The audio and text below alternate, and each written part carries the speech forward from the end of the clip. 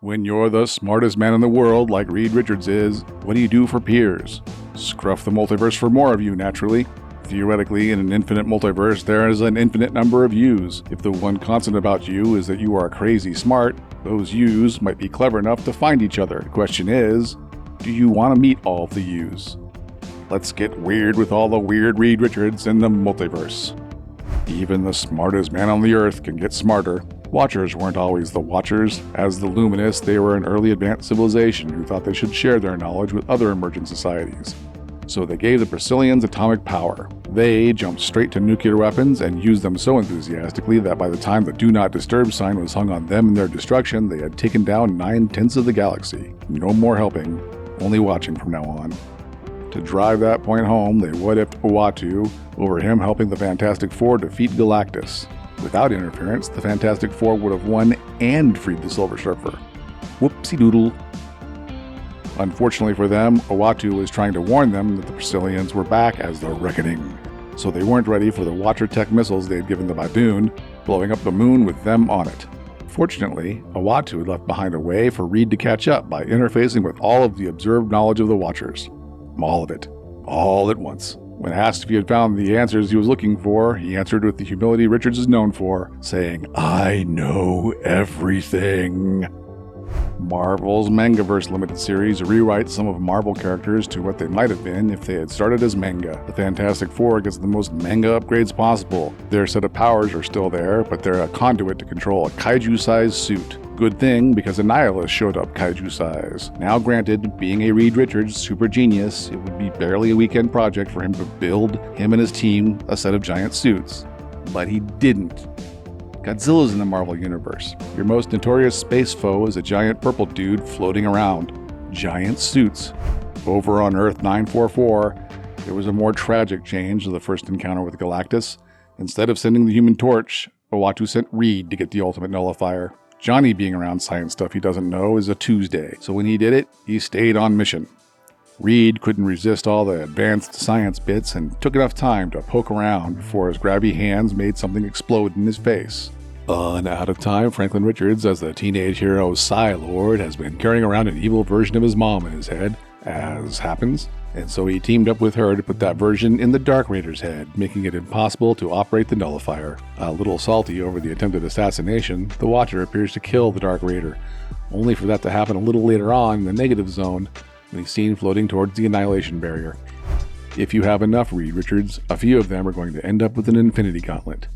3, actually. Eventually, all 3 of them realize they can step between the universes, and that's where they meet. The most Reed to ever read ended up leading the Interdimensional Council of Reeds with the other 2 beloved geniuses. Alpha was the one to pitch membership to the council to the Reed Richards of 616. The one who took fashion tips from Kingpin used the power of his gauntlet to terraform thousands of dead planets, turning them into farm planets to help feed starving civilizations. Thanos.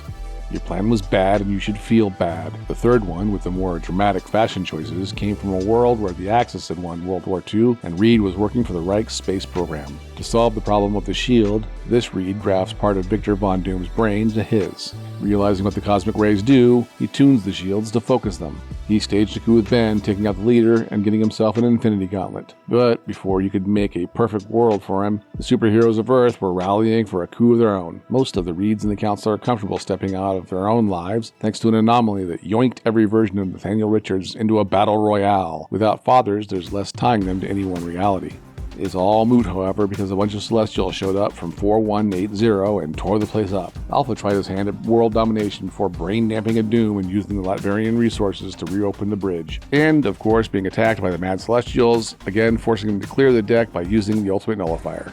Reed Richards and Dr. Doom's lives will always be intertwined, but in a few realities it's a little closer. On Earth 7712, the cosmic rays were a little less random in how they dealt out powers, turning their Richards into an actual giant floating brain. Sensing that Sue maybe didn't feel the same way about a giant floating brain, he, for some reason, listened to Doom, who said that he could get him a new body. Instead, he planned on using the big brain Richards to power his time machine. Oh, that old scam. There's a rescue, a fight, some explosions, And in the end, Big Brain Richards was able to jam his consciousness into Dr. Doom's body. The Reed Richards of the 2099 timeline is actually a Reed from an even different timeline who lands in a Dr. Doom time machine injured and ends up thinking he's Dr. Doom. He's not Dr. Doom, and Dr. Doom makes that brutally clear. But it's the Reed Richard from 20208 that really took it up a notch. Their Earth had been shunted off to the null zone, and efforts to prevent entropy were just making things worse.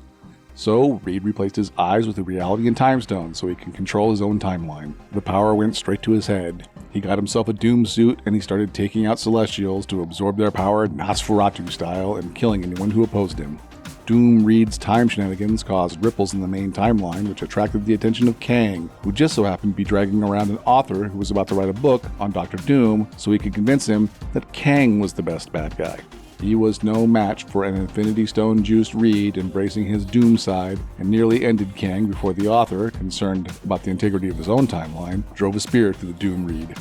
Reed Richards is an anomaly in the Marvel world. There's no tragic death or haunting mistake that drives him to use his powers for good. He had an equally brilliant and supportive father, buckets of curiosity and intellect, and eventually the power to stretch himself because, why not?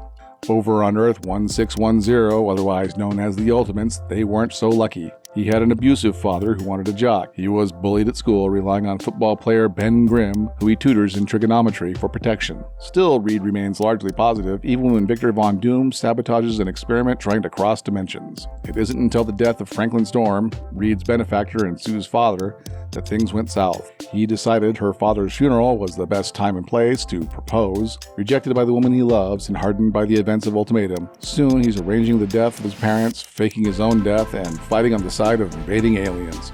Even when it seems like he's gotten himself together to help 616 Reed end Doom's battle world, he betrays him in the last moment, only to have Molecule Man undo that. And then, because why not, Molecule Man leaves a little sliver of him in every reality Reed lobs back into existence, allowing the Maker to exist in every reality simultaneously. Joining the follow-up to the Interdimensional Council of Reeds, Project Oversight, he gets a chance to muck about with the Venom symbiote that has lost its personality, eventually creating a synthetic symbiote for himself.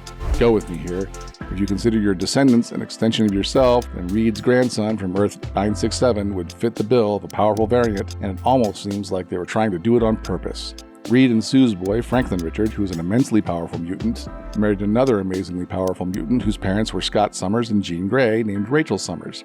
By their getting down powers combined, they brought Jonathan Richards into the world. He's got a raft of mind-based powers from his mom's side and the genius intellect of his dad's side. He immediately goes on a conquering streak that even attracts the senior Richards, Nathaniel, to take Franklin out of the timeline and train him as Psy-Lord in the hopes that he'll help curb his kid. Ultimately, it takes waking up Galactus to end his reign of terror. You don't always have to go to an alternate dimension to get a variant. The High Evolutionary thought he could do Earth better, so to prove it, he built one on the opposite side of the Sun with the same orbit. This Reed is the only one to get hit with cosmic rays. Instead of stretchiness, he got a strong savage form known as the Brute. He's more or less at the mercy of the fates until he gets beamed trying to help the High Evolutionary fight off Galactus, and he breaks bad. He joins the Frightful Four. He even poses as the missing Reed until a kiss betrays him. He tries various other conquering plans until he traps Earth 1123's Fantastic Four and trades on Reed's good name to become president, though the last time we've seen him, he's an inmate. In his brute form, he's about as strong as the Thing. The MC2 line didn't end up with as much a bummer Reed as the Ultimates. He wasn't without his troubles. Trying to repair a breach between the negative zone and his, Reed was injured and Sue was sent into a coma. To bolster the team while he waited for his wife to recover, he built a robot dubbed Big Brain that could operate autonomously or under the direct mental control of Reed. The flying robot was built to be durable, generating a force field as well as shooting energy beams. This also started their expansion to the Fantastic Five to create a rotating fifth seat for the team. Earth X was born intended to be a bummer, stemming from a challenge to Alex Moss from Wizard magazine to imagine a post-apocalyptic Marvel. His version was a world where everyone gets superpowers. In this case, it's the result of Black Bolt releasing the Terrigen Mist into the atmosphere. The plan to give everyone powers was to protect the Celestial, but that wasn't supposed to happen for another 200 years, so the angry Celestial showed up now. Reed sicked Galactus on the Celestials and offered the Celestial embryo as an energy source instead of the people of Earth, but that threw off the balance of the planet.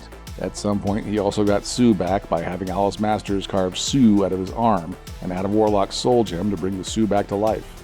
Meanwhile, a version of Mar-Vell had killed Death and was paving over the land of dead to make paradise. When it looked like that was going to spread uncontrolled, Reed went to do something about it. Mar-Vell explains that strife and death are part of life and there was no threat. Then, for his troubles, he gave Reed the cosmic consciousness on the way out the door.